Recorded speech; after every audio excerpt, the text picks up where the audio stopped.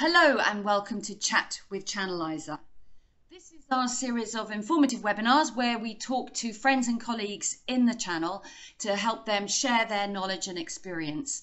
We have a lot of other topics on our huddle, Chat with Channeliser, where we've spoken to people like Steve Farr from Experian, Wayne from Westcon, and a number of others on interesting topics that we think if you're in the channel, you'd find of interest. But today we're talking to Shaun Orpen. Hello, Shaun.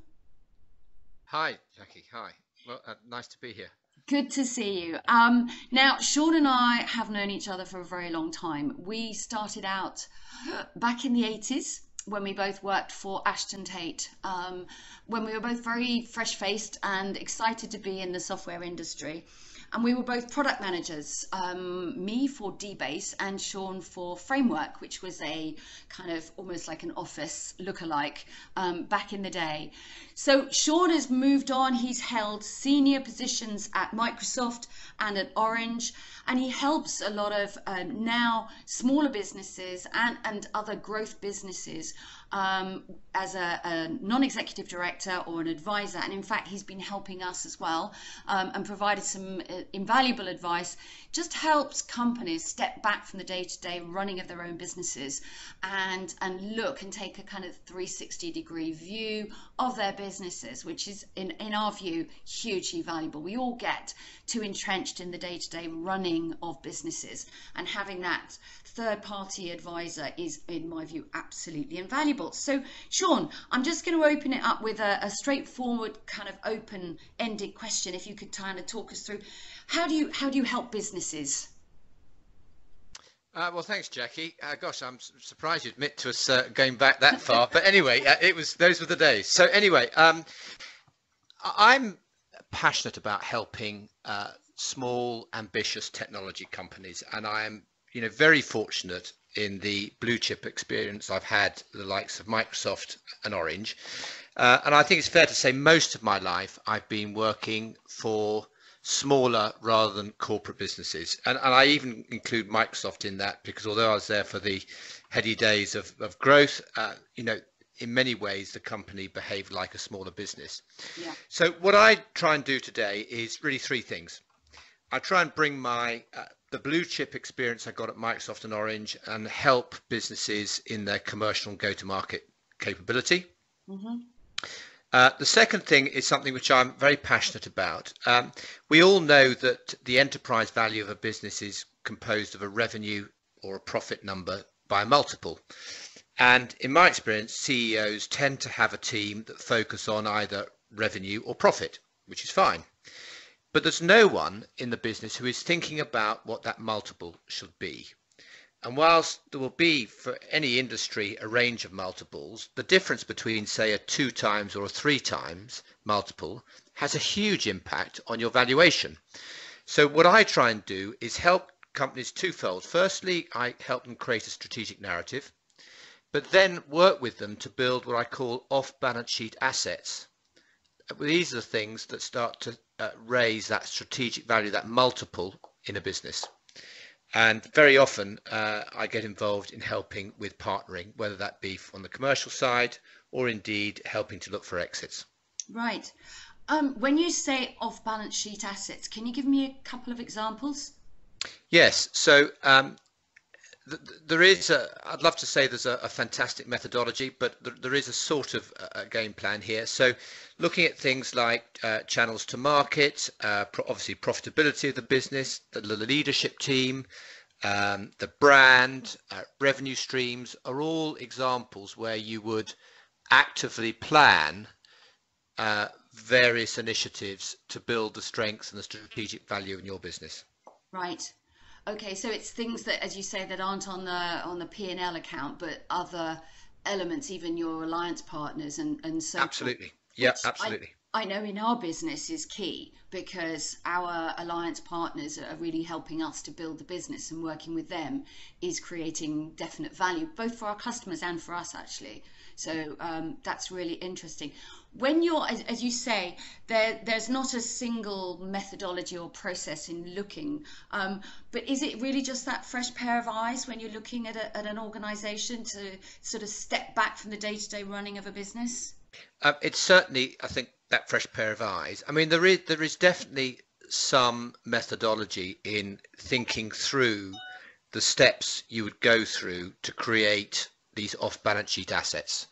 When someone comes to value a business, there are various stages you need to be at to go to the next stage. So, for example, if you are a loss-making business, it's very hard to be valued at the top of that multiple range. Mm. Yeah, but equally, if you only got a single revenue stream, then building out a second revenue stream may well make a very significant difference to Yeah. the strategic value of your business. Right. So there is some methodology, but I personally like to come to things with a fresh pair of eyes, and also take a very pragmatic approach with the company I'm working with. Yeah, but I guess if you've been there, seen it, and done it time and time again, you know the sort of the kind of assets to look for and to build on, which, as I say, when you're involved deeply in the business, sometimes I think we may well miss. On that note, are there any kind of common mistakes and pitfalls that we all fall into? Because I would consider us at Channeliser a small startup and a growth business. We must all fall into the same sort of ditches on our way. I'm not so sure they're ditches, but there are a small number of themes that seem to be common in the businesses I tend to look at or tend to get involved with. The first might be an interesting one for me to say, actually, because it's a value proposition. Mm. And having been in a number of businesses, I know it's very easy when you're in the thick of it to either not spend enough time honing this, Yeah. or you get too caught up in your own internal language and hype. Oh, don't you just? That's Yeah. So absolutely. actually, an objective perspective, in my experience, is always hugely valuable, and it's not something you go round the boy on once. You look at the value proposition, you define it over a period of time. You'll hone it. The market moves on, so it should be a constant process, really, Mm. of sharpening that value proposition, in my experience. The other things that I find quite interesting, the first is the age-old debate of sales and marketing. Instead of these being on opposing sides, I think very interesting that, given the dynamics of buyer behavior, particularly in the B2B customers, the respective roles of sales and marketing are changing very significantly. Yeah. So you now can't afford to have, a gulf and a big divide between your sales team and your marketing team. That does need to be a harmonious process. And actually, marketing is assuming more and more of the responsibility for the early stages of that sales cycle, because as Absolutely. Yes. Yes. customers are using the web, they're doing the research themselves, which, when Jackie, you and I started, that was always the role of the sales guy, Yeah. because there was no way to do that research in any other way. So based on changes of dynamics in the market, I think the respective roles of sales and marketing are changing, and the need for these two to be working in harmony is absolutely critical. And I say the final thing for me is a strategic plan. Particularly, small businesses, you get started, you're all in the thick of it, it's very operational, as it needs to be. But at some point, one needs to think about a strategic plan, even if it isn't very formal. Setting yourself objectives and pushing those down through the organization, I think, is a really important discipline. I absolutely agree with you. I think one of the key things for us is our team of advisors, including yourself, have always said, what are your KPIs? What are you aiming for in every different aspect of the business? And it keeps you real. It keeps your eye on the ball, as to where you're going, and not get off at a tangent and try and do something that perhaps isn't necessarily strategic to the business. Absolutely. So with all of that, have you got sort of kind of some common tips or advice that you can share with us? Not sure about common tips. Every business is different, and these businesses are all run by, very smart people doing great things. I'd just like to think that sometimes bringing an independent perspective Yeah. plus some experience can help. So there's no more silver bullet than that, really, in Mm. my experience. I absolutely, yeah. I don't think there's a silver bullet with marketing anymore. There's not like you can take a sort of double page ad in the Sunday Times and know that that's going to get the attention and you're going to get somewhere. There's so many different aspects to it. I would agree. I don't think there is, as you say, a kind of golden bullet.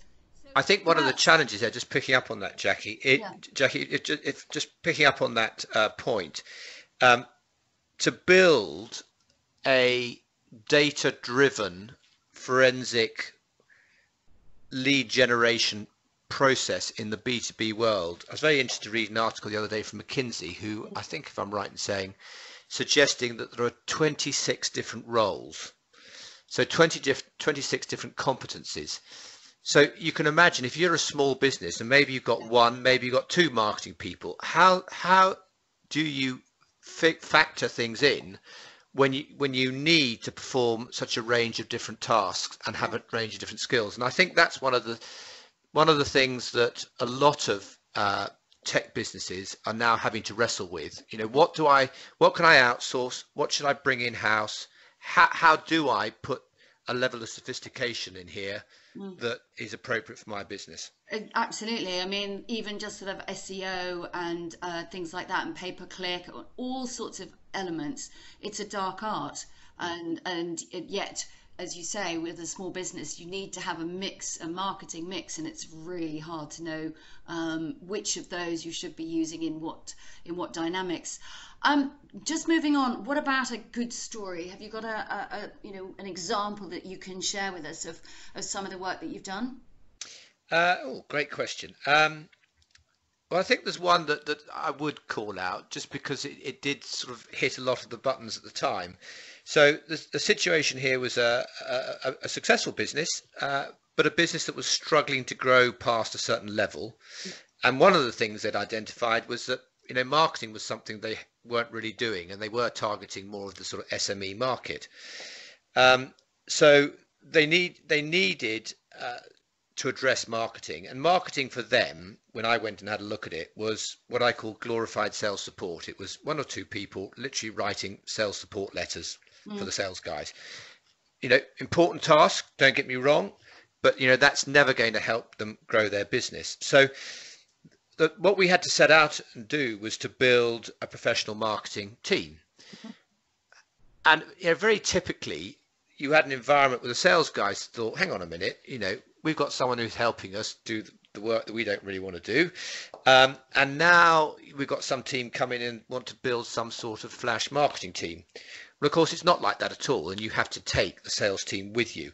So what we did is took a very pragmatic approach, and we said, look, let's split marketing into two. There's the very tactical, very operational side of marketing, and that will continue on, and we'll allocate some resource to that. And then there is the more forward-thinking, proactive side of marketing, which the marketing team will effectively own and drive. So we did that. I put a team in place, and I spent a lot of my time helping the sales and the marketing team align. We put a lead generation process in place. We did some geo mapping around the country to see where they had higher or lower market share against the average. So at the end of it, we were able to say, these are the geographical regions you need to focus in. These are the market sectors. And throughout this, we were able to measure this. So the absolute end result was that for every £1 of marketing spent, they could see they were getting £6 of revenue. wow. Yeah, very good indeed. As you say, if you can show people a return on investment, then everybody understands that process really, really simply and easily. Okay, so finally, I just wanted to kind of sum up in terms of for small businesses, IT tech companies listening to this. What do you think our biggest challenge, and I say our because we include ourselves in that, what do you think those biggest challenges are? We've said about getting the proposition right, but perhaps you could expand on that for us. Yeah, so I think one of the biggest challenges today is, particularly for B2B companies, is the cost of sustaining what is often a very lengthy enterprise sales cycle. Unless you are fortunate enough to have a proposition that's an absolute must-have, companies are increasingly saying, well, look, if I don't need to buy at 9 o'clock on Monday morning, I'll defer it to 9 o'clock on Tuesday morning and then Wednesday, etc. So, and the cash flow cost of running that sales cycle can be, in some cases, can be prohibitive. So I think that's a huge challenge for a lot of smaller tech businesses. Mm-hmm.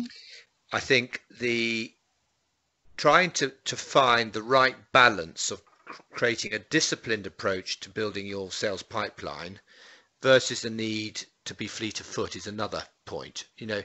It's not appropriate to go and build a team of 26 marketeers as per McKinsey model when you're a small growing business. Yeah. But you obviously could put something in place so that you've got a pipeline. And again, the interesting thing about the pipeline is everyone always wants to review the bottom of the pipeline. But if you know that the sales cycle is going to be a year long, you've actually got to review the top of the pipeline as well. And people spend less time focused on that, where actually I think they should spend more time on that because there's more that they can influence. Yeah. And I think through all this, the people skills, the culture of any organization are vital. And so many tech companies are started with a founder who very often runs everything themselves to start with. But as the team gets bigger, as the business gets bigger, you need to start to empower people more. And that's a huge shift to go through for any CEO, but for any business. And I think, again, trying to balance that, if for no other reason than your own sanity as a founder or a CEO, Yes. is actually quite important. Absolutely. Yeah, no, I think you're right. Actually, I think building a team is a key part of taking the company obviously to the next stage and finding the right people. We've been very lucky so far. We've got a great team around us, but it is a challenge, and trying to find those right people is a challenge as well. I think, Jackie, can I just add to that? Yes, sir. Going back and remembering my Microsoft days, you can certainly, if I look back with hindsight and you can look at certain hires the business made in building that team that created step changes for the business. Yeah. Yeah. And I think, well, they always say, don't they? When you make a hire, if it's going to fail it quickly. Yes. You can't afford to hire the wrong people. You've got to get it right. And it's a huge challenge. But building the right team and the right people around you is critical. Absolutely. And hire the best that you can. Yeah. Absolutely. Someone that's going to be on your heels. Yeah. It's never be afraid to hire somebody really, really good that's going to be all over you like a rash. Because if you get the best that you can, you're going to, as you put it, make a step change. No, that's really good advice, actually, especially for us at the moment, given that we're in that mode and looking to expand. Shaun, thank you so much. It's been Pleasure. lovely to talk to you again, and lovely to hear your views. For anybody who wants to contact Shaun, you can see that on your screen right now. And if you want more information from us, just info@Channeliser. It's been good to have you. Thanks very much. Pleasure. Thank you.